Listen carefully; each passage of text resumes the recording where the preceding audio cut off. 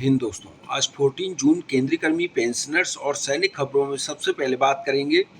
8th पे commission fitment factor कम भी मिलेगा तब भी बेसिक 45,000 के पार होगी, इस पर बड़ी अपडेट है। खुशखबरी है, इक्वल एमएसपी 15,500 और प्रीमेचर को ओआरओपी 35वीं मीटिंग हुई है। जेसीओ एनसीओ ओआर की विसंगतियां जल्द खत्म होंगी, इस पर बड़ी अपडेट है। 2 करोड़ का लालच, पूर्व सैनिक की पत्नी का शर्मनाक काम।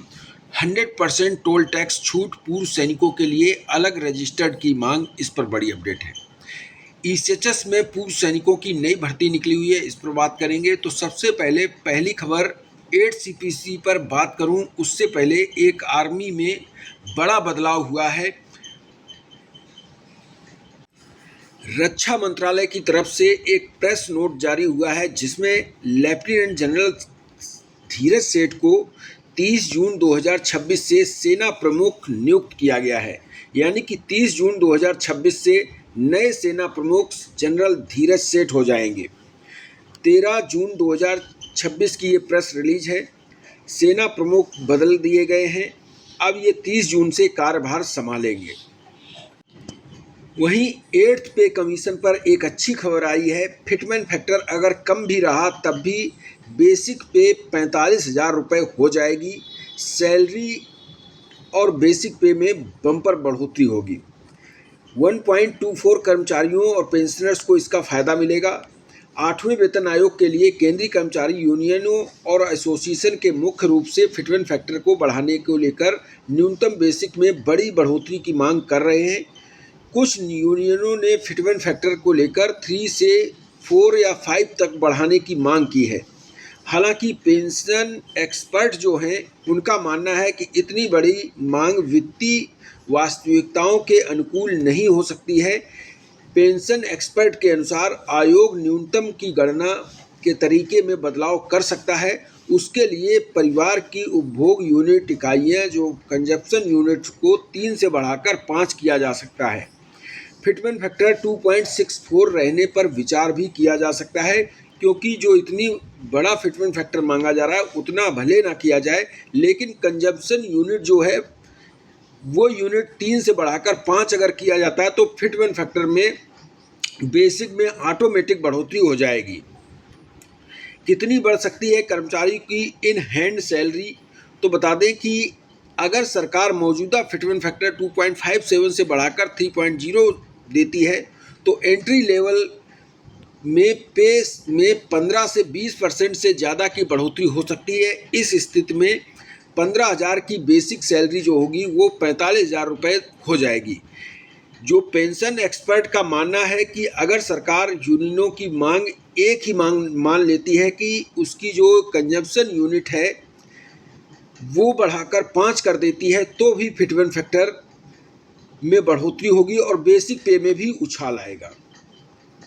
वहीं एक दूसरी बड़ी खबर है, इक्वल एमएसपी 15,500 और ओआरओपी जो प्रीमेचर को नहीं मिला है उसकी मांग को लेकर मीटिंग की गई है। और ये मीटिंग 35वीं एससीओवी की मीटिंग हुई है, जिसमें एजेंडा पॉइंट में था कि एनसीओ, जेसीओ और ओआर के लिए जो विसंगतियां हुई हैं उनको दूर करा जाए।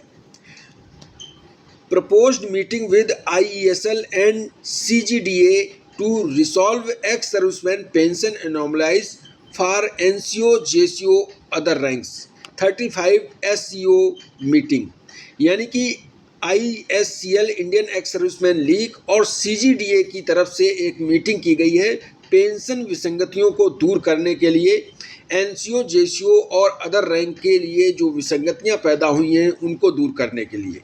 इसमें खास बात ये रही कि जो इक्वल एमएसपी की मांग थी इस पर बात हुई है और जो ओआरओपी प्रीमेचर को नहीं मिला है उस पर बात हुई है। इस मीटिंग में जो डिस्कस के पॉइंट थे, एजेंडा था, इसमें एक्स सर्विसमैन, जेसीओ, ओआर के लिए, एनसीओ के लिए, जेसीओ के लिए और ओआर के लिए जो मेन एजेंडा था, इंडियन एक्स सर्विसमैन लीग ने काफ़ी दिनों से जेसीओ ओआर मांग कर रहे थे, उसका मुद्दा उठाया था। इस मुद्दे में जो मुद्दा उठाया गया था इसमें खासकर प्रोफेसर को ओआरओपी नहीं मिला है, उसको लेकर ये मीटिंग हुई थी।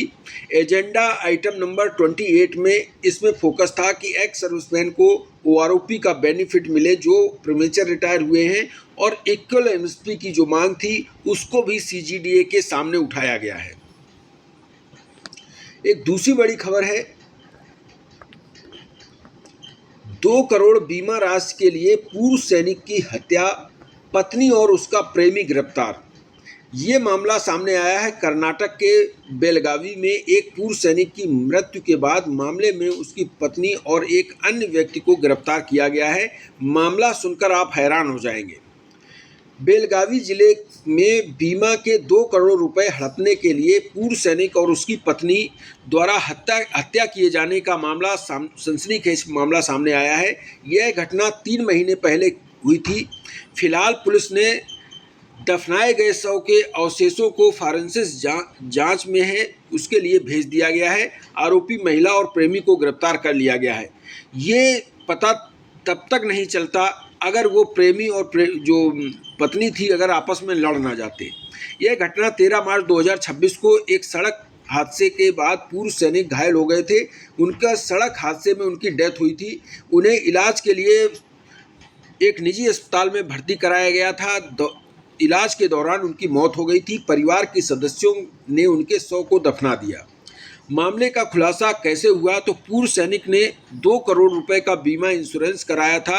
उनकी मृत्यु के बाद उनके एक परिचित पुंडलिक ने बीमा के 2 करोड़ रुपए की आधे के हिस्से की जो वाइफ थी उनकी वाइफ से एक जो पुंडलिक हैं जो कि आधे हिस्से की मांग कर रहे थे, लेकिन मृतक की पत्नी ने पैसे देने से इनकार कर दिया। उसके बाद उस व्यक्ति ने पुलिस को सूचना दी कि पूर्व सैनिक की हत्या किए जाने की बात बताई। पुलिस ने मामले को गंभीरता से लेते हुए जब मृतक की पत्नी से पूछताछ की तो उसने अपना जुर्म कबूल लिया। यानी कि उसने जो साथी था, उसका प्रेमी था, उसने कहा कि हमें आधी रकम दो बीमा की राशि से। अगर उसने नहीं दिया तो फिर ये जाकर पुलिस में उसने शिकायत कर दी, तो दोनों को गिरफ्तार कर लिया गया। तो ऐसा मामला सामने आया है। एक दूसरी बड़ी खबर है, एक मीटिंग आयोजित की गई अमर उजाला ऑफिस में, जिसमें पूर्व सैनिकों के मुद्दे को उठाने की, अमर उजाला में प्रकाशित करने की मांग की गई। वो मांग कौन कौन सी थी, तो 2 मांगें थी। सबसे पहले तो सोनीपत में जो मीटिंग हुई है अमर उजाला संवाद कार्यक्रम में अपनी समस्याएं रखी। सभी कार्यालयों में, पुलिस स्टेशनों में अलग से पूर्व सैनिकों और सैनिकों के लिए रजिस्टर रखने की मांग की। टोल प्लाजा पर 100% टोल टैक्स माफ़ करने की मांग की गई है। देश सेवा में अपना आधे से ज़्यादा जीवन बिता चुके पूर्व सैनिक अब काफ़ी समय से समाज सेवा के लिए तत्पर हैं। बलिदान का सम्मान समारोह हुआ था जो कि अमर उजाला में किया गया। उसमें उन्होंने 2 मांगें रखी कि हर विभाग में, कार्यालय में एक अलग रजिस्टर होना चाहिए कंप्लेन करने का, जिसमें पूर्व सैनिक अपनी शिकायत दर्ज कर सके, और टोल प्लाजा में छूट की भी मांग की। अमर उजाला कार्यक्रम में शनिवार को पूर्व सैनिकों ने ये मांग रखी है।